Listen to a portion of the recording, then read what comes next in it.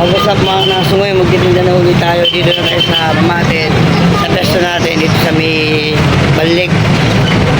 Ayan mga nasungoy, na tayo ng adobo. Adobo natin boss na. Yan ang gata natin. Sa penny natin, kukunti na lang. Ayan, nagtinda tayo dito sa Mamatin, sa may Balik. At medyo maga pa, time check natin is 5.